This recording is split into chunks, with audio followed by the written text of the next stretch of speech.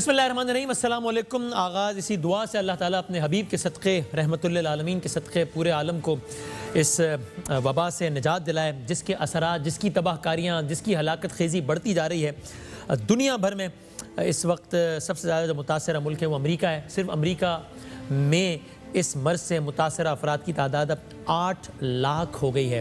8 लाख अफराद ऑफिशियली अमरीका में से मुतासर हैं। 45,000 के करीब अफराद सिर्फ अमरीका में कोरोना के नतीजे में जाँ बहक हो गए हैं। पाकिस्तान में भी सूरत हाल होती जा रही तशवीशनाक। पाकिस्तान में मरने वालों की तादाद अब तकरीबन 200 ऑफिशियल नंबर और मरीज़ों की तादाद तकरीबन 10,000 हो गई है, जिसमें से तकरीबन 4,000 मरीज़ पंजाब के और तकरीबन 3,000 मरीज़ हैं सिंध के। 2,000 अफराद पाकिस्तान में सेहतयाब भी हुए हैं। इटली में कुछ इस तरह के नंबर्स आए जिनसे थोड़ी सी उम्मीद हो सकती है कि हालात वहाँ कुछ बेहतर होने का आगाज़ हुआ है, जबकि पड़ोसी मुल्क में मुंबई में भी 50 सहाफ़ियों को कोरोना होने का खदशा जाहिर किया गया है। पाकिस्तान से आप जानते हैं खबर आई, मारूफ समाजी कारकुन अब्दुल के साहबजादे फैसल अली को कोरोना तशख़ीस हुआ है, जिसके बाद उनकी चूँकि मुलाकात हुई थी वज़ीर आज़म साहब की, फिर वज़ीर आज़म साहब की मुलाकात ऑफ कोर्स हुई सदर पाकिस्तान से, जो DGI भी थे। तो ये हाई प्रोफाइल लोगों को भी तो अल्लाह ताला बेहतर करें इंशाअल्लाह। प्रोग्राम के इब्तदाई हिस्से में हमारे साथ पाकिस्तान के साबिक़ वज़ीर आज़म मौजूद होंगे, शाहिद खाकान अब्बासी साहब। दूसरे हिस्से में हमारे साथ डॉक्टर्स का एक पैनल मौजूद होगा। आप पूछिए सवाल, डॉक्टर से क्या जानना चाहते हैं, डॉक्टर जवाब देंगे। आखिरी हिस्से में फैसल अली साहब तशरीफ फरमा होंगे हमारे साथ इंशाअल्लाह। अस्सलाम वालेकुम शाहिद खाकान अब्बासी साहब। जी वालेकुम सलाम।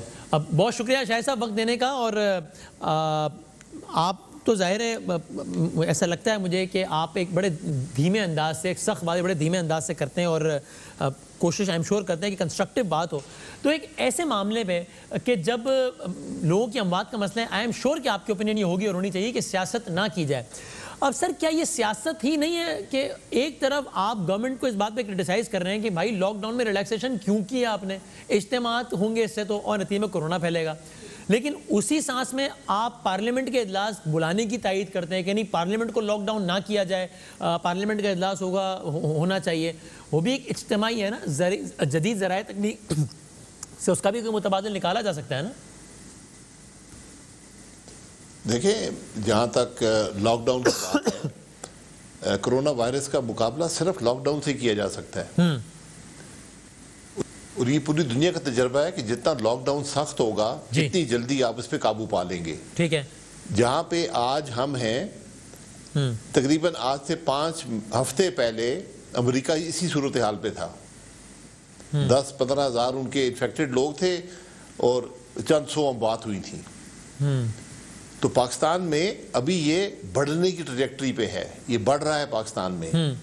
तो हुकूमत की कोई पॉलिसी नजर नहीं आती। मैं सिर्फ ये कोई तनकीद बराए तनकीद नहीं है, ना इसका कोई सियासी मकसद है, लेकिन हकायक को सामने रखकर फैसले किए जाने चाहिए। मैं सर शायद मैं आपसे लॉकडाउन पे अलग से सवाल करूंगा पूरा इसके बाद, लेकिन अभी मैं पूछ रहा हूँ कि इसमें कोई भी ऐसा एक्शन नहीं होना चाहिए जिससे लगे कि सियासत बराए सियासत हो रही है। PTI के लोग भी कर रहे हैं और हम उन्हें क्रिटिसाइज करते हैं इस बात में।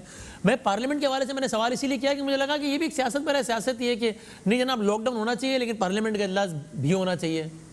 इमरान खान को आप इस पर तनकीद कर रहे हैं। ये सियासत बराए सियासत नहीं है। पार्लियामेंट के इजलास होना जरूरी है क्योंकि पाकिस्तान के अवाम पार्लियामेंट तरफ देख रहे हैं। तो सोशल डिस्टेंसिंग कॉम्प्रोमाइज नहीं होगी उससे शायद साहब? नहीं हो सकता, नहीं बिल्कुल नहीं होगा। पार्लियामेंट के अंदर बड़ी गुंजाइश, कमरा बहुत बड़ा है। आप मेंबरों के दरमियान 6 फुट का फासला रखें, सारे मेंबर मास्क पहने। उस कमरे में ज्यादा से ज्यादा 342 लोग होंगे। आज भी आपकी कैबिनेट मीटिंग भी हो रही है, दुनिया भर में पार्लियामेंट के इजलास भी हो रहे हैं। तो आप उसको नंबर को रिड्यूस कर सकते हैं, लोग एक दूसरे से दूर बैठें, सिर्फ स्पीकर मास्क उतारे और बात करें। ये कोई मुश्किल बात नहीं। एक बड़े हॉल में 350 अफराद होंगे, वो आएंगे अपने ड्राइवर्स के साथ आएंगे, पूरे पाकिस्तान से ट्रैवल करेंगे अपने ड्राइवर्स के साथ, गाड़ियों में आएंगे फिर रहेंगे। इससे नहीं कुछ कॉम्प्रोमाइज होगी सोशल डिस्टेंसिंग आपके ख्याल में? नहीं, देखिए रहते तो सारे हैं ना, अपने घर में रहते हैं, जहां भी रहते हैं, कोई कॉम्प्रोमाइज नहीं है। एहतियात बरतनी है ना। कॉम्प्रोमाइज तो अगर आप बिल्कुल ही घर बैठे रहे, सब काम छोड़ दें, हुकूमत भी चल रही है, कैबिनेट भी चल रही है, कुछ कारोबार जिंदगी भी चल रहा है। पार्लियामेंट सबसे जरूरी अंसर होता है मुल्क के अंदर। लोग चाहते हैं कि एक यूनिफाइड स्टैंड देखें उनके अवामी नुमाइंदों का। ये बदकिस्मती से अभी तक नजर नहीं आया कि हुकूमत अपोजिशन इस मामले में एक पेज पर है।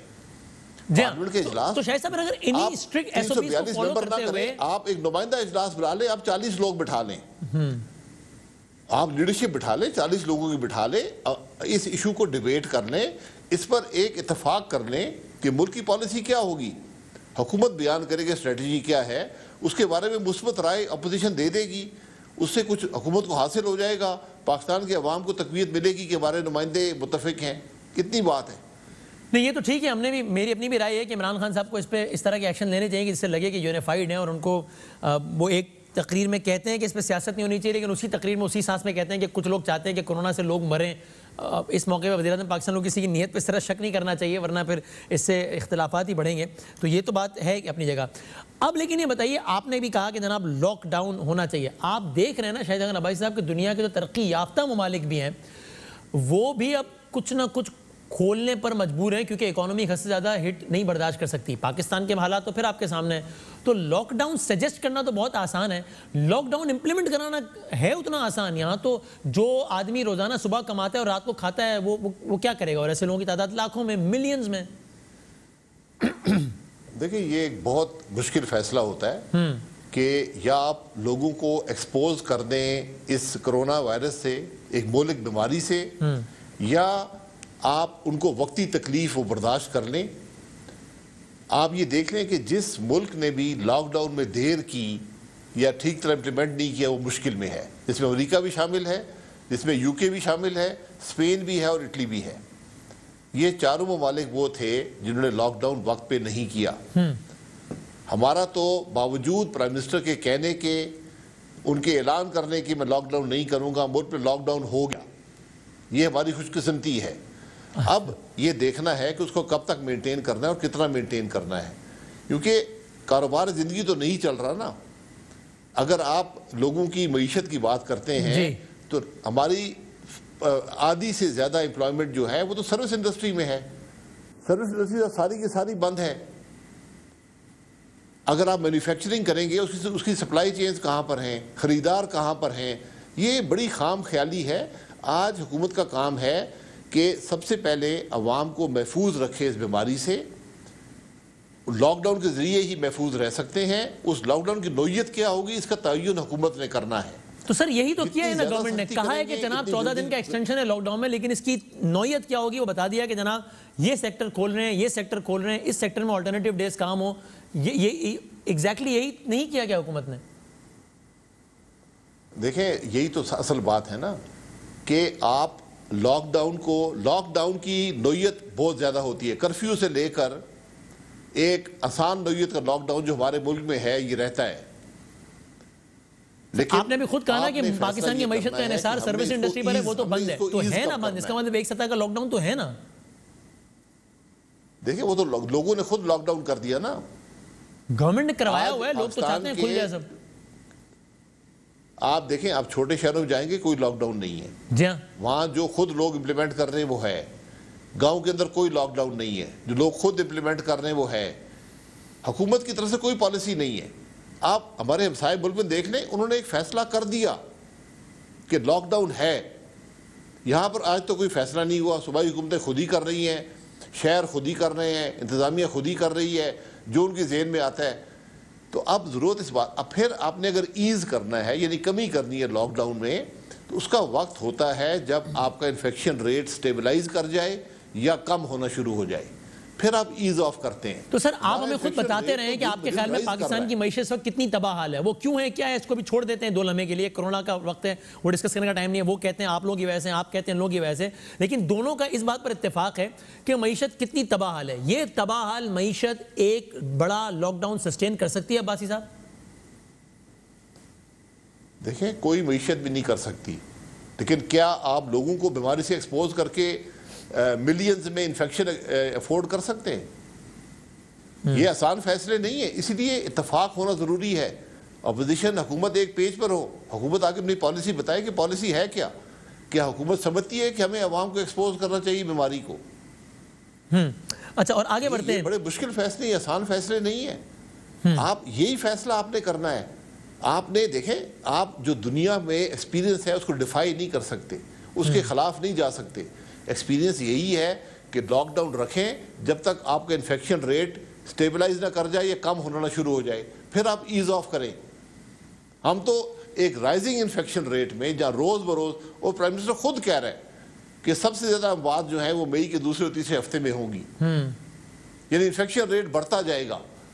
उसमें आप ईज ऑफ करना चाहते हैं, यानी आप लोगों को ओवर एक्सपोज करना चाहते हैं, उस इन्फेक्शन रेट को बढ़ाना चाहते हैं। अगर यही पॉलिसी है तो उसको बयान कर दें। ये भी एक पॉलिसी रही है इंग्लैंड की, यही पॉलिसी को हर्ड इम्यूनिटी कहते हैं कि लोगों को बीमार होने दो, कोई बात नहीं है, जब सारे बीमार हो जाएंगे तो खुद ही इम्यूनिटी डेवलप हो जाएगी। हो सकता है हमारे मुल्क में इसका एप्लीकेशन हो। अच्छा, आगे बढ़ते हैं। एक बड़ी यंग पॉपुलेशन है। सर, आपके लीडर, अपोजिशन लीडर शहबाज शरीफ साहब पाकिस्तान आए और वो यही बयानिया लेकर आए कि जनाब कोरोना है इसलिए मैं आ रहा हूँ पाकिस्तान में, तो ऐसा लगा कि जैसे वो बहुत मुतहर्रिक होंगे। वो तो हमें नहीं उस अंदाज से नज़र आ रहे शहबाज शरीफ साहब, तो मुतहर्रिक नहीं, मुतहर्रिक हैं वो। उन्होंने कहा कि हुकूमत बैठे बात करे, मीटिंग उन्होंने कोशिश की, मीटिंग बुलाई गई, अपोजिशन के मेंबरान बैठे, वज़ीर-ए-आज़म साहब आए, 10 मिनट अपनी बात करके उठ के चले गए बगैर बताए कि मैं जा रहा हूँ या नहीं जा रहा हूँ। ये हुकूमती रवैया, मामला तो हुकूमत ने चलाने होते हैं जी। इस पर हमने बड़ी तनकीद की और वज़ीर-ए-आज़म साहब को बिल्कुल बैठना चाहिए था, उनकी अहम मसरूफियात भी थी तो उनमें से वक्त निकाल के बैठना चाहिए था, वो सबसे अहम बात थी। बिल्कुल बात ठीक है। मेरा सवाल ये कि सर शहबाज शरीफ साहब अभी चूँकि पाकिस्तान आए हैं लंदन से ये कहकर कि कोरोना की वजह से आ रहा हूँ, तो पाकिस्तान आकर वो ऐसा क्या काम कर रहे हैं जो लंदन से नहीं हो सकता था? जी वो यहाँ के नैब के पेशी भुगत रहे हैं। नहीं गए ना, वो तो मना कर दिया उन्होंने। कल फिर उनकी पेशी है। कल जाएंगे? जी कल फिर पेशी है उनकी। जाएंगे? जी जाएंगे, क्यों नहीं जाएंगे।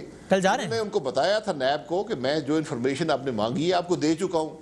मैं कैंसर सर्वाइवर हूँ, मेरा इम्यूनिटी सिस्टम लो है, मुझे आप इन्फेक्शन से एक्सपोज करेंगे तो अगर जिम्मेवारी नैब उठाता है तो ठीक है, कि अगर इन्फेक्शन होती है तो नैब जिम्मेवारी उठा ले। मैं तो पार्लियामेंट का आपको कहा है कि पार्लियामेंट का इजलास है, वहाँ पर हिफाजती बंदोबस्त हो सकता है, जो लोग ज़्यादा एक्सपोज हैं वो नहीं आएंगे, थोड़े लोग आ जाएंगे, अवाम की बात तो हो जाएगी। लेकिन आप आज यहाँ पेशियाँ भुगता रहे हैं। मैं तो कहता हूँ शहबाज शरीफ साहब के लिए कि कैमरे लगाएं और पाकिस्तान के अवाम को दिखाएं कि आप शहबाज शरीफ से तफ्तीश क्या करते हैं। मैं तो सिर्फ ये चाहूँगा कि पाकिस्तान के अवाम को पता चले कि वो कौन सी उजलत थी कि नैब ने इस कोरोना वायरस के दरमियान, जिसमें अदालतें बंद हैं, हर चीज़ बंद है, उस शख्स को जिसको आपने 5-6 महीने कैद में रखा, 70 दिन रिमांड में रखा, उसको आप फिर बुला रहे हैं कि आओ हमें आगे बताओ भाई क्या पूछना चाहते हैं। ये कैमरे लगा के पाकिस्तान के अवाम को भी दिखा दें कि कौन सी ऐसी बात थी कि जो नैब चंद दिन इंतजार नहीं कर सकता था। आपको लगता है एक ये चीजें बहुत और गिरफ्तारी शहबाज शरीफ की मुंतज़िर है आपके ख्याल में? मुल्क की जी शहबाज शरीफ की मुंतज़िर है एक और गिरफ्तारी आपके ख्याल में? गिरफ्तारी करने क्या फर्क पड़ेगा? फर्क तो पड़ेगा नैब को, फर्क तो पड़ेगा हुकूमत को जो ये काम करती है। इतनी गिरफ्तारी है कि उनको क्या फर्क पड़ गया? गलत काम करेगी उसका असर हुकूमत पर ही पड़ता है। क्या पड़ा? अफराद लोग अब कबूल नहीं करते ये बयानिए। इन गिरफ्तारियों ने तक क्या नुकसान पहुंचा दिया हुकूमत को या नैब को? देखिए हुकूमत होती है मॉरल अथॉरिटी से, इस बात को मत भूलें। अगर आपकी इखलाकी पस्ती होगी, अगर आप झूठ बोलेंगे, झूठे इल्ज़ाम लगाएंगे, झूठे मुकदमे बनाएंगे, उसका असर होता है। वो असर नज़र नहीं आता लेकिन होता है, यकीन रखें ये होता है। इस हुकूमत की पस्ती की वजह ये है, ये वो हुकूमत है जिसे 18 महीने मुल्क की मईशत तबाह कर दी। एक मुस्बत काम ये हुकूमत नहीं कर सकी, क्योंकि जब आप मनफी कामों में पड़े रहेंगे, जब आप झूठे मुकदमे बनाएंगे, जब आप झूठ बोलेंगे, जब आप फरेब करेंगे, तो फिर आप हुकूमत नहीं कर सकते। एक आखिरी हुकूमत की कैफियत, एक आखिरी बात बता दें, ये कल जो कुछ हुआ हमने एक हिस्ट्री बनते हुए देखी कल, जिस तरीके से WTI क्रूड की जो प्राइसेस नेगेटिव तक गई। सर मैं तो कोई इकोनॉमी का स्टूडेंट भी नहीं हूँ, लेकिन ये क्रूड जो है ये पाकिस्तान तो नहीं है खरीदता ना, हमारे तो मामला इससे नहीं चलते। ये खबर आए और उसके साथ ही एहसन इकबाल साहब जैसे शख्स का, जो कि ज़ाहिर मईशत को बेहतरीन अंदाज में समझते हो, वो फ़ौरन कह दें, एक ट्वीट कर दें जिसका खुलासा ये हो कि अब पाकिस्तान की हुकूमत सस्ता करे पेट्रोल को। तो अगेन ये क्या सियासत बराए सियासत नहीं है क्या? वो प्रोडक्ट जो हम नहीं लेते हैं और वो प्रोडक्ट के जो कि इस वक्त ट्रांसपोर्ट भी नहीं हो सकता, अगरचे ऑन पेपर उसकी वैल्यू नेगेटिव में आ गई है, लेकिन वो प्रैक्टिकल पर्पसेस के लिए नहीं है, इसलिए कि ट्रांसपोर्ट ही नहीं हो सकता, किसी के पास स्टोरेज कैपेसिटी नहीं है। वो एक खबर है और उसके ऊपर ट्वीट आ जाए कि जनाब पेट्रोल फौरन सस्ता किया जाए। नहीं वो बात कर रहे थे जो दुनिया में क्रूड प्राइसेस कम हुई है ना, जब क्रूड प्राइस कम होती है तो पेट्रोल डीजल की प्राइस कम होती है। तो जो हम पेट्रोल डीजल लेते हैं, जो इस महीने आएगा 1 मई को, उसका इम्पैक्ट आएगा। आप अवाम को रिलीफ दें। यकीनन मैं आपको हकीकत से बता रहा हूँ कि आज पेट्रोल डीजल की कीमत जो है वो पहली मई को शायद 50 रुपए के लगभग होनी चाहिए, इससे ज्यादा नहीं है। आप फॉर्मूला बताइए ना, आप बताइए कि हम इतने % टैक्स लेते थे और ये गवर्नमेंट इतने % ले रही है पेट्रोल पे, पेट्रोलियम प्रोडक्ट। देखिए 36 रुपए ये भी ले रहे हैं, हमारे ज़माने में थोड़ा इससे कम था, शायद 29 रुपए था। आज 36 रुपए का टैक्स है फी लीटर, वो हुकूमत अपना महफूज कर ले। इसमें नंबर इंपॉर्टेंट है, परसेंटेज इंपॉर्टेंट है? परसेंटेज बताएं ना। नहीं, परसेंटेज देखें, परसेंटेज बढ़ानी पड़ती है ना। दो टैक्सेस होते हैं, एक सेल्स टैक्स होता है जो परसेंटेज बेस्ड होता है, एक पेट्रोलियम लेवी होती है जो फिक्स्ड होती है जी। ये दोनों मिला के तकरीबन 36-37 रुपए हुकूमत को मिलते हैं पर लीटर। उसको हुकूमत महफूज कर ले, उसके ऊपर तेल की कीमत डाल दे और आवाम को दे दे, क्योंकि रिलीफ आपने देना है। और सिर्फ असरात यहाँ पर नहीं होते, आपने बिजली और गैस के रेट भी आपके कम हो जाएंगे, वो भी आवाम को रिलीफ दें। आज रिलीफ देने की बात है। आज लोगों की तनख्वाह में कमी आई है, कारोबार में कमी आई है, ये एक तरीका है कि आप रिलीफ दे सकते हैं। राइट, बहुत शुक्रिया। शाहिद खाकान अब्बासी साहब पाकिस्तान के साबिक वज़ीर आज़म हमारे साथ मौजूद थे। वक्फा लेते हैं, साहिबान हमारे साथ मौजूद होंगे, आप कॉल कीजिए, पूछिए अपने सवाल कोरोना से मुताल्लिक।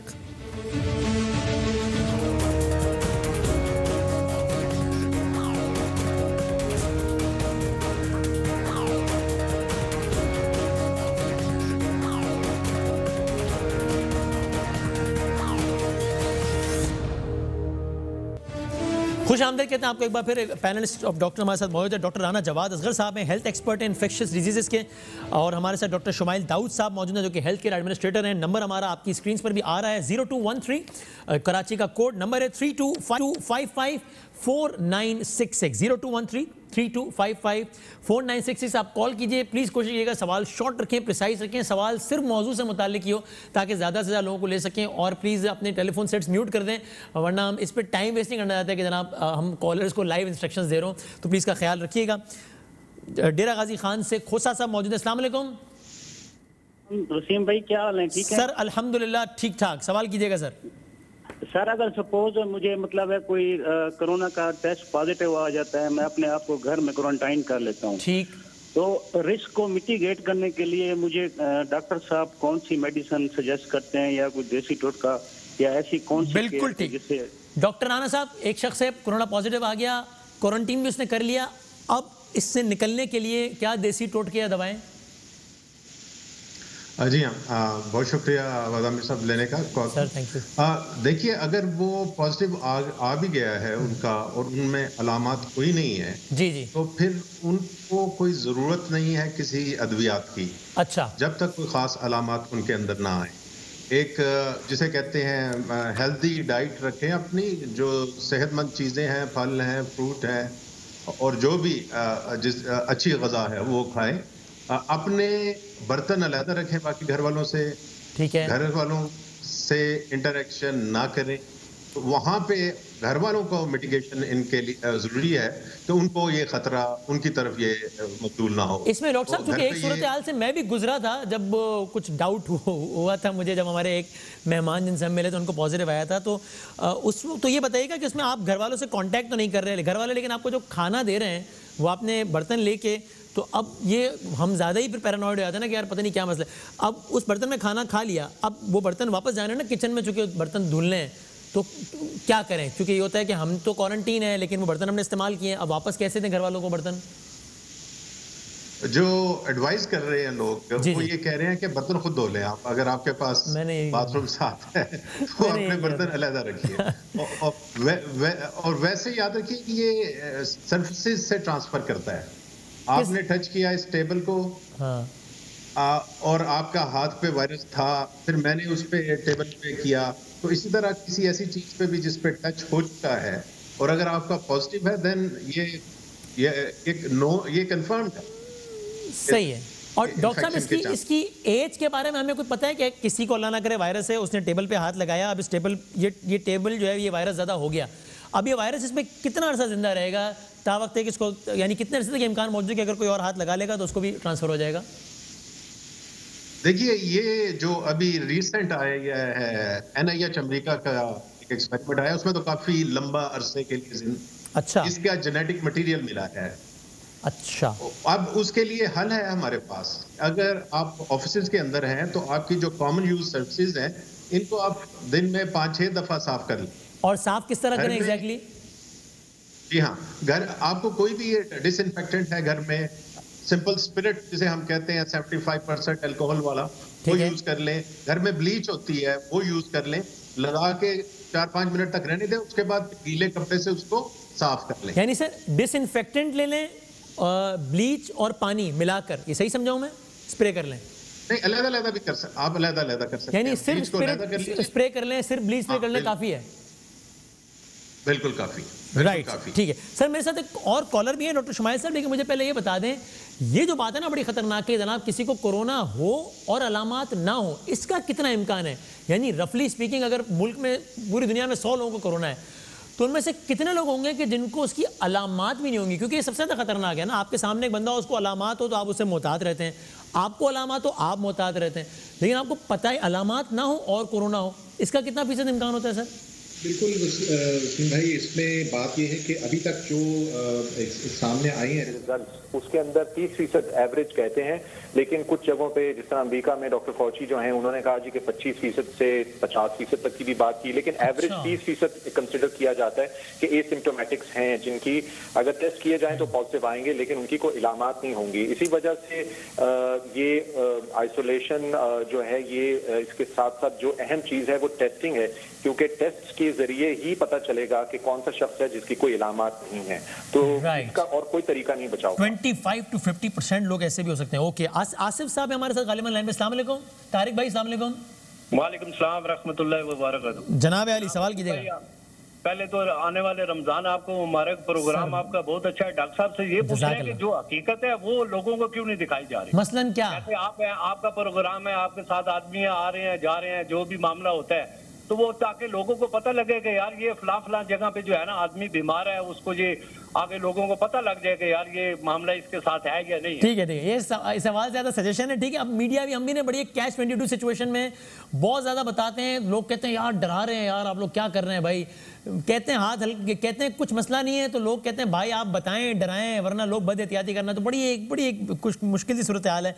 डॉक्टर शमाइल साहब आपसे सवाल ये है, आगे अब रमज़ान आ रहा है, अल्लाह करे इस महीने के सदक़े में अब अल्लाह का करम हो जाए और हम सब के सूरत हाल बेहतर हो जाए इंशाअल्लाह। सर अब लोग रोज़ा रखेंगे तो उसके लिए कुछ ख़ास हिदायत हैं, बल्कि पहले आप मुझे बता दीजिए, एक दिन के एक मैक्सिमम नंबर ऑफ आवर्स तक खाना पीना अवॉइड करना, यह आपकी इम्यूनिटी को कमज़ोर करने का सबब बन सकता है डॉक्टर शमाइल साहब? इसके बरक्स साइंसदानों का, एक्सपर्ट्स का ये कहना और मानना है कि इससे आपकी इम्यूनिटी बूस्ट होती है। ये अच्छा। सबसे पॉजिटिव चीज़ है कि रोज़े जो हैं वो हमारी इम्यूनिटी को बूस्ट करने में एक रोल अदा करते हैं। वेरी तो रोज़ों में जो चीज़ हमें करनी है वो हमें इज्तिमात से बचना होगा, क्योंकि अगर हम आज देखें, अभी आपके प्रोग्राम से पहले ही 2 दफ़ा जो है रिवाइज हुए हमारे नंबर्स, तो नंबर्स बढ़ रहे हैं, और ये गुज़िश्ता दिनों की अगर हम देखें 10 दिनों की, तो इसके अंदर एवरेज जो है 10 दिनों के अंदर 80% इजाफा हुआ है, और एवरेज को 6% के हिसाब से, और आज तो 13% कल से बढ़ा है। तो इसका मतलब ये क्या हम कह सकते हैं कि जब से कोरोना शुरू हुआ है तब से लेके आज तक का ये सबसे बड़ा इजाफा है, 13% का इजाफा? जी क्या कह रहे हैं? मैं कह रहा हूँ, क्या हम ये कह सकते हैं कि जब से पाकिस्तान में कोरोना आया है तब से अब तक का ये सबसे ज्यादा इजाफा है एक दिन में, 13% जो आप बता रहे हैं? नहीं, शुरू में हमारे जो शुरू के दिन थे, क्योंकि 55 दिन हो चुके हैं जब से ये इसका आगाज हुआ। जो पहला केस था वो फरवरी के आखिर में जब हुआ आगाज, 2 केस पहले आइडेंटिफाई हुए, 55 दिन हो चुके हैं। उसमें शुरू में तो बहुत ज्यादा इंक्रीज था, फिर कदरे कमी हुई है, लेकिन अभी भी हमारा इंक्रीज जो है वो ग्रेजुअल इंक्रीज है। अगर हम इसको देखें तो इसको हम फिर भी ग्रेजुअल में कहेंगे, हमसे जाहिर बात है बहुत से ममालिक हमसे तेज हैं। इस वक्त रफली तकरीबन हम 11 दिन के अंदर डबल हो रहे हैं हमारे केसेस, और अनफॉर्चुनेटली 7 दिन में हमारी जो अमवात हैं वो डबल हो रही हैं। तो ये इसको अभी हमें और कमी की तरफ करना है। ठीक है, अभी हमारे जो भी है रेट्स हमारे मुकाबले में दूसरे मुल्कों की अगर हम पर मिलियन हम देखें, जो बहुत दूसरे ममालिक हैं, तो हमारी कम है, लेकिन हमें इसको कम करने के लिए इस लॉकडाउन को कुछ ना कुछ बरकरार रखना पड़ेगा। मेडिकली स्पीकिंग भी आप कह रहे हैं, मेडिकली स्पीकिंग भी कि रमजान में सबसे ज्यादा करने वाली जो चीज है वो इज्तिमात को अवॉइड करना है। मेरे साथ मंजूर कादिर साहब है दुबई से, लेकिन उससे पहले डॉक्टर राना साहब आप ये बता दें, I hate to ask this question, लेकिन क्या आपको इस बारे में कोई शक है कि पाकिस्तान में, बिकॉज वाकई बहुत सारे लोगों को लग रहा है कि जनाब तो लॉकडाउन भी रिलैक्स हो गया, ये हो गया वो गया, और जी बच गए, खत्म हो गया, आपको इस बारे में क्या कोई शक है कि अभी तो worst is yet to come? Of course Allah ताला चाहे तो अभी अगले लम्हे सब खत्म हो जाए, लेकिन अब मेडिकल की ज़बान में अभी तो मामला शुरू हुआ है, आना है बुरा टाइम, तो ऐसा ही है? इसमें जवाब देना मुश्किल है क्योंकि हमने टेस्टिंग अभी बहुत कम है कंपेयर, हमने 500 पर मिलियन के हिसाब से टेस्ट कर रहे हैं, और जो टर्की है जो हमारे साथ से है वो तकरीबन 8000 पर मिलियन पे है।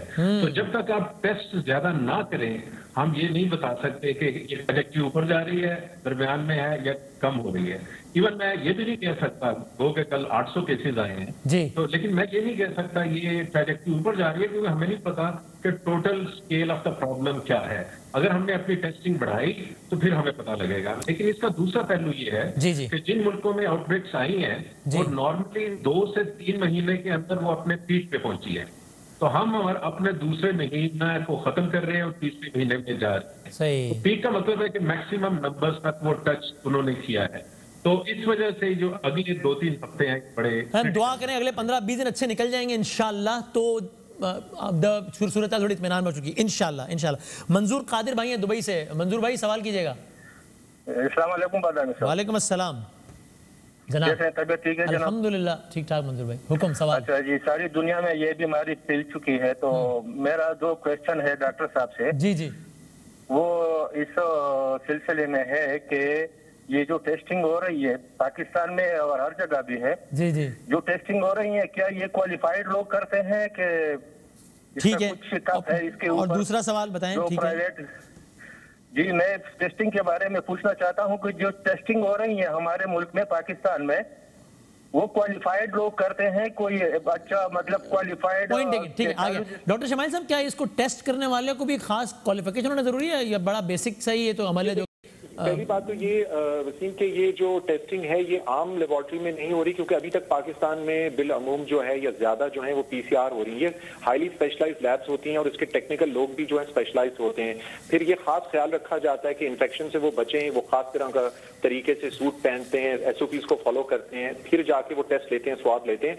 तो बिल्कुल ये बेहतरीन जगहों पर हो रही है, बेहतरीन लैब्स में हो रही है और NIH ने इनको गाइडलाइंस भी दी हैं, एसओपीज भी दी हैं, उसके मुताबिक हो रही हैं। सही, ठीक है। डॉक्टर राना साहब आप ये कहिएगा, क्योंकि आप लोग कह रहे हैं कि जनाब हेल्दी ग़िज़ा खाएं, तो इस रमज़ान में ज़रा हम मुरग़्ग़न ग़िज़ाओं पे तले हुए समोसे, पकौड़े, जलेबियाँ, इन पर ज़रा हाथ हल्का रखें तो बेहतर है। और कोरोना वायरस की वजह से नहीं, वैसे भी हमें हाथ हल्का रखना चाहिए। अच्छा। और रमजान में हमारे एक्चुअली वजन बढ़ जाते हैं, लोगों के कम होते हैं, हमारे बढ़ जाते हैं। ऐसे ही है। ठीक है। सरगोदा से कॉलर है। अस्सलाम वालेकुम। जी वालेकुम सलाम जनाब, सवाल कीजिएगा। सिकंदर भाई बोल रहा हूँ सरगोदा से। मेरी डॉक्टर शुमाइल साहब से ये दरखास्त है। जी आवाज आ रही है सर? आ रही है सर, आ रही है, जल्दी से सवाल कर लें बस। हाँ, डॉक्टर शुमाइल साहब से ये दरखास्त है और सजेशन भी है कि पाकिस्तान में होम क्वारंटाइन को क्यों नहीं परमिशन दी जा रही। नंबर ऑफ पेशेंट इंक्रीज हो रहे हैं सर, हजारों की तादाद में बढ़ गए हैं, अंडर रिपोर्टिंग है। ये गवर्नमेंट को इस बारे में सोचना चाहिए। Point taken sir. Doctor smile साहब, इसको तो क्या हम नहीं इनकरेज कर रहे हैं, क्योंकि हमें पता है कि खास से आगे बढ़ा तो अस्पतालों में जगह है नहीं क्वारंटाइन के मुताबिक। जहां तक मुझे समझ है सिंध में ये पहले चॉइस दी जाती है कि अगर किसी के घर में, यहाँ भी ऐसे ही है जो मेरे सुनने में आया है कि उनको लोगों को देखा जाता है कि उनके घर में उनके अलग कमरे, अलग जगह है जहां वहाँ क्वारंटीन कर सकते हैं। अगर नहीं तो फिर उनको कोशिश की जाती है कि वो क्वारंटीन सेंटर में जाएं। लेकिन डेफिनेटली उबहाम मौजूद हैं लोगों को, और जो नेशनल कमांड सेंटर है और अपनी कम्युनिकेशन के जरिए उनको नेशनल सतह पे, सूबाई सतह पे इसको ज्यादा से ज्यादा जो प्रोसीजर है वो लोगों से शेयर करें, ताकि लोगों का खौफ निकले और लोग खुद चल के आएं और अपने जो टेस्ट हैं वो करवाएं, और अगर जरूरत पड़े तो घर में क्वारंटीन करें, और जरूरत हो तो क्वारंटीन सेंटर में जाएं। बिल्कुल सही। आखिरी 2 कॉल ले लेते हैं। है हमारे साथ कॉलर जी अभी? जी नवाब शाह से कॉलर है। अस्सलाम वालेकुम, सवाल कीजिएगा सर। वालेकुम अस्सलाम सर। जनाब सवाल कीजिएगा।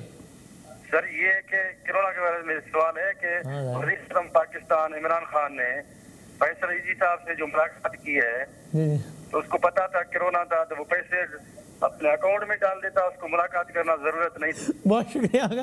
फैसल भाई भी हमारे साथ होंगे अगले सेगमेंट में, मैं उनसे मासूमाना सवाल पूछ लूंगा। उनको नहीं पता था, वैसे पता था तो पता होता तो थोड़ी घूम रहे होते हैं वहाँ पे वो।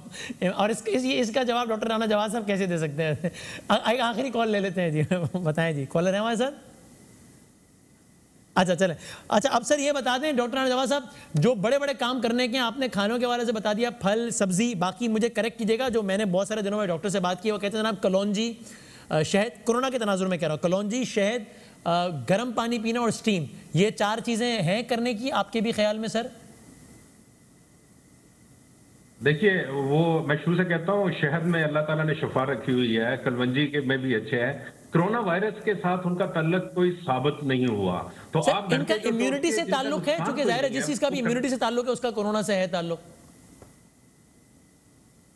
नहीं वो आप मैं देखिए हम वो बात करेंगे जो साबित हुई है। ठीक है, ये ठीक है, ओवरऑल आपके सेहत के लिए जो चीजें अच्छी हैं, और मतलब मैं गरारे करता हूँ, बचपन से लेकर आज तक मेरी वालदा ने मुझसे करवाए हैं, वो अब आजकल लोग कह रहे हैं जी कि उनका कोरोना वायरस में भी फायदा है, लेकिन जो चीजें अच्छी हैं, जो टोटके अच्छे हैं और सदियों से चले जा रहे हैं, उन्हें करते रहिए।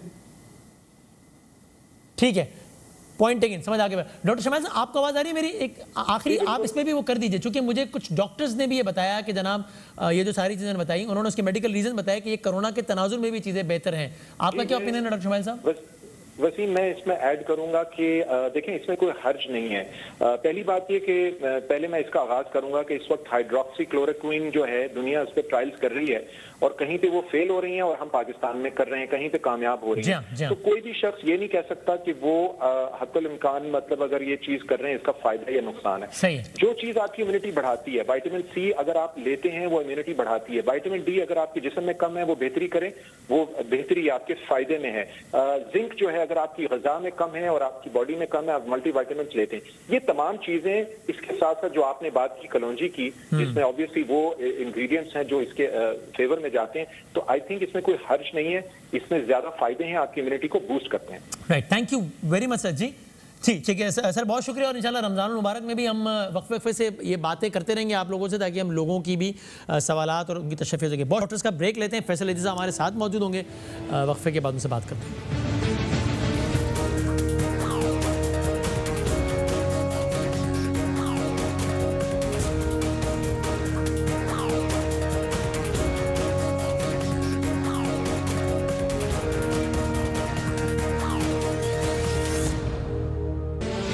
खुशामदेद। पूरी कौम उस वक्त हैरान हुई और ज़ाहिर परेशान भी जब ये खबर आई कि अबू सत्तार एदी साहब के साहबजादे और ज़ाहिर उनकी अपनी बड़ी शनाख्त है, फैसल एदी साहब एदी फाउंडेशन के, उनको भी कोरोना टेस्ट मुस्बत आया। ये पाकिस्तान में दूसरा हाई प्रोफाइल केस है, इससे पहले सईद गनी साहब और अब फैसल एदी साहब, और फिर फैसल एदी साहब कुछ दिनों पहले वज़ीर आज़म पाकिस्तान से मिले थे, इसके बाद ये खबर आई कि उनका भी कोरोना टेस्ट किया गया है। ऑफकोर्स प्राइम मिनिस्टर पाकिस्तान भी और लोगों से मिले हैं, प्रेसिडेंट पाकिस्तान से मिले, जिस मुलाकात में DGI भी थे, वो तस्वीर भी सामने आई। फैसल एदी हमारे साथ मौजूद है। फैसल भाई अस्सलाम वालेकुम। वालेकुम सलाम। बहुत सारी दुआएं और नेक तमन्नाएं पूरी कौम की तरफ से, अल्लाह ताला आपको जल्द से जल्द बिल्कुल मुकम्मल शफायाबी अता फरमाए इंशाअल्लाह। फैसल भाई, अभी जब मैं आपसे बात कर रहा हूँ तो आप कुछ अलामात महसूस कर रहे हैं क्या अपने अंदर? नहीं, अभी ऐसी कोई अलामत नहीं है, हल्का सा सर दर्द है बस। अच्छा, तो आपको क्या हुआ जो आपने सोचा कि मुझे टेस्ट कराना चाहिए? जुमेरात की रात को जब नदीम मलिक साहब के जो प्रोग्राम से मैं वापस आया, जी, मुझे बुखार महसूस हुआ, सर में दर्द और जिस्म में दर्द महसूस हुआ। अच्छा। और मोशन भी आए। तो उससे मुझे अंदाजा हो गया कि कोरोना का जो है वो मुझे ये सारे सिम्टम्स वही हैं। ओके, फिर मैंने उसी वक्त ही अपने आप को आइसोलेट कर लिया। अच्छा। और उसके बाद से मैं बाहर नहीं निकला। संडे को हम जो है वो निकल के गए थे हॉस्पिटल, ठीक है, अल शिफा, तो वो बंद था। उन्होंने कहा मंडे को आइएगा, 3:30 बजे का टाइम दिया उन्होंने। ट्यूसडे को उन्होंने कंफर्म कर दिया। ठीक है। अच्छा, आपको ये लगता है फैसल भाई कि चूंकि आप यही रिलीफ एफर्ट्स की वजह से आप बहुत सारे लोगों से मिलते हैं, जिसमें जाहिर है कोरोना पेशेंट्स भी होंगे, वही सबब बना होगा आपके ख्याल में? बिल्कुल, पेशेंट्स तो मैंने बहुत सारे शिफ्ट करवाए हैं और फील्ड में भी रहा हूँ। हमारे जो वर्कर्स पेशेंट शिफ्ट कर रहे हैं उनके साथ भी रहा हूँ, लेकिन सोशल डिस्टेंस भी मैंने रखा है, हाथ भी नहीं मिलाए। ऑफिस के अंदर टेलीफोन वगैरह और टेबल वगैरह हम यूज़ करते रहे हैं मुश्तरका तौर पे, तो शायद मुमकिन है कि वहाँ से लगा हो। शायद सरफेस से ट्रांसफ़र हुआ होगा, सही है। और आपके साहबजादे का भी इससे पहले टेस्ट हुआ था फैसल अली साहब? 7 का 2 दफ़ा हुआ है, मेरा भी 1 दफ़ा हुआ है। 7 के रिजल्ट्स क्या थे दोनों दफ़ा? दोनों दफ़ा नेगेटिव आए, आज फिर इसका वापस हुआ है। ठीक है, अब आप क्वारंटीन में हैं, 14 दिन यहाँ रहेंगे और फिर उसके बाद दोबारा टेस्ट होगा? हाँ नहीं, 14 दिन नहीं, NIH national institute of health वाले आए थे। जी जी। उन्होंने कहा है कि 1 हफ्ते के अंदर आप दोबारा से वापस आपका टेस्ट करेंगे, क्योंकि उन्होंने पूरी जो हिस्ट्री ली है, उन्होंने कहा इंक्यूबेशन पीरियड आपका जो है ना वो तकरीबन एंड पे है, तो 1 हफ्ते के बाद हम लेंगे। राइट, ठीक है। लेकिन नाज़रीन की वजाहत के लिए ये कोई उमूमी नहीं है, आपको ये इंस्ट्रक्शन स्पेसिफिक हैं, वो जो वरना वो 14 दिन वाली एहतियात जो लोग कर रहे हैं वो तो ज़रूर करते रहें। और आप मुझे तकरीबन इन्होंने जो एस्टिमेट किया है, जी जी, 17-18 दिन हो चुके हैं। 17-18 दिन हो चुके हैं किस चीज़ में? मतलब इन्फेक्ट में हुआ हूँ, इसको 17-18 दिन हो चुके हैं। अच्छा, ओके। तो फिर इस दौरान तो आप ज़ाहिर है बहुत लोगों से आपका रब्ता रहा होगा। ये तो वज़ीर-ए-आज़म पाकिस्तान की तो मुलाकात इसलिए ज़ाहिर है हाई प्रोफाइल मुलाकात है, इसलिए एवरीवन नोज़ अबाउट इट, तो वरना तो आपका ज़ाहिर है इन 17-18 दिनों में बहुत सारे लोगों से रब्ता रहा होगा। रब्ता तो रहा है, लेकिन मैंने किसी से हाथ नहीं मिलाया, सोशल डिस्टेंस रखा, और बल्कि इवन जब से मैं कराची से बाय रोड निकला, जहाँ जहाँ लसक्खर सेंटर रुका तो वहाँ पे भी इनको कहा कि गिलास खारिज सारे ख़त्म कर दो, बोतलों में हर वर्कर जो है वो अपनी पानी बोतल पे अपना नाम लिख ले और उसी को यूज़ करे, और एक दूसरे की बोतलें भी टच ना करो। इतनी एहतियात आप... ये सारे लाहौर में भी मैंने हिदायत की, मुल्तान में भी मैंने की, हर जगह पे जो है मैंने इस तरीके से लोगों को समझाते हुए आया, उनकी हौसला बनाते हुए आया, और अभी भी जो है वो एहतियात तो मैंने की है, लेकिन पता नहीं हमें खुद समझ नहीं आया कहाँ से लगा। कोई अभी आपको क्वारंटीन के दरमियान के दौरान डॉक्टर ने कोई खास एहतियात सजेस्ट किया है कि ये खाएं, ये ना खाएं, ये करें, ये ना करें? विटामिन सी और की गोलियां खाने का कहा है, और उन्होंने कहा है कि नींबू का इस्तेमाल करें ताकि आपका इम्यून सिस्टम मजबूत हो जाए, और इसका इसी तरीके से मुकाबला किया जा सकता है, अकेले रहें और इम्यून सिस्टम को मजबूत करें। तो वैसे जाते जाते मैं चाहूँगा कि मतलब आप अपने अंदाज में कहिए, शायद लोगों को ये, बल्कि यकीनन लोगों को वो ज़्यादा अपील करेगा जब आप कहेंगे, क्योंकि मुझे बड़ी हैरत होती है, फ्रैंकली अफसोस होता है कि जब लोग वो बुनियादी एहतियात भी नहीं कर रहे होते जो कि करने में कुछ भी नहीं जा रहा, मतलब जो करने में कोई प्रॉब्लम ही नहीं है, मतलब हाथ ना मिलाने से क्या हो जाएगा, लेकिन नहीं मिला रहे हैं हाथ। मैं बल्कि हैरान हूँ कि लोग इस तरह के सवाल करते हैं कि समझ नहीं आता इस पर हंसा जाए, रोया जाए। मुझसे ज़ाती तौर पर 4-5 लोगों ने सवाल किया है कि आप किसी को जानते हैं वसीम भाई जिसको कोरोना हुआ हो? अब वो और जवाब सुनने से पहले खुद ही कहते हैं नहीं जानते होंगे ना, देखें ये सब ड्रामा ही है, ये मेरा ज़ाती हो चुका है। मैं क्या बताऊँ कि भाई मैं किस किस को जानता हूँ। आप अपील करें कि खुदा का वास्ते इसको सीरियस लेके एहतियात कर लें भाई। नहीं वसीम भाई, अब जो है ये कच्ची आबादियों में आ चुका है, और हमें भी डाउट है कि हमें लियारी से आया है। हमारा एक और वर्कर है जिसको पॉजिटिव निकला है एडी सेंटर टावर पे, वो लियारी का रहने वाला था, वो मेरे से 2-3 दिन पहले पॉजिटिव आया। और मैं उस इलाके खारादर में रहने वाले और भी कुछ लोगों को जाती तौर पर जानता हूँ जो पॉजिटिव हैं, मैं जानता हूँ। जी सर, और इसमें बहुत ज़्यादा एहतियात की ज़रूरत है, और इसको जितना ताख़ीर करेंगे इस मर्ज़ को हम, उतना हमारी सोसाइटी के लिए फ़ायदेमंद है।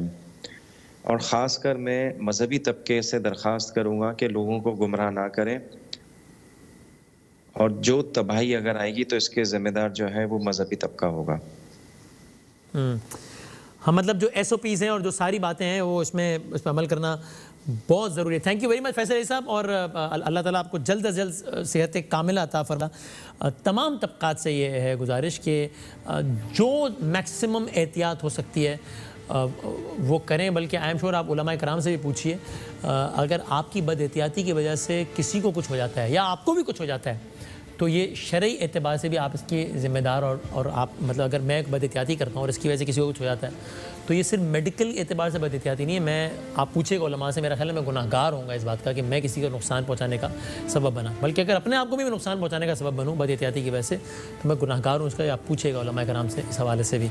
अल्लाह ताला हालात बेहतर करें इंशाल्लाह। ज़िंदगी रही, सेहत रही तो कल मिलते हैं इंशाल्लाह। अल्लाह हाफ़िज़।